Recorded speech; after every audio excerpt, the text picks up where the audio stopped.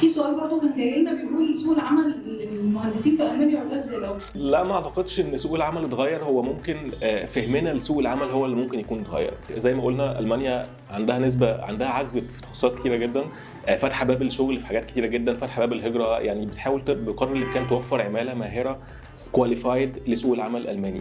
لو انت كواليفايد هتلاقي شغل، لو انت بتعرف تتكلم الماني كويس، وحتى السكيلز بتاعتك هي البيزكس. يعني انت مش محتاج يكون عندك دكتوراه، مش محتاج تكون احمد زويل في التخصص بتاعك عشان تلاقي شغل في المانيا. الشغل في المانيا ابسط بكتير يمكن من الشغل في مصر، بس طريقه التعامل في الانترفيوز ممكن المفهوم المصري بتاعها ان احنا على سبيل المثال كمصريين كل ما يكون عندك مهارات في حاجات متنوعه كتيره كل ما يكون بالنسبه لك افضل. في المانيا محتاج تكون بتفهم في حاجه صغيره بس متخصص فيها بشكل كبير.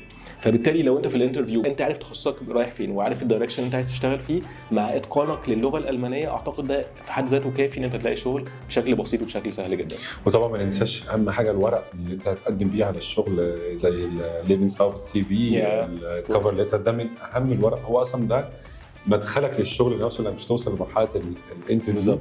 ودلوقتي في تولز كتيره جدا في الارتفيشال انتليجنس بتديك كي ووردز بتبقى مكتوبه جوه في السي في. دي مهمه جدا. واحنا بنعمل سيشنز هنا عن السي في، طريقه كتابه السي في والكفر ليتر، وعملناها برضو سيشنز كتيره جدا مع المركز المصري الالماني للهجره وعقد الانتماء EGC.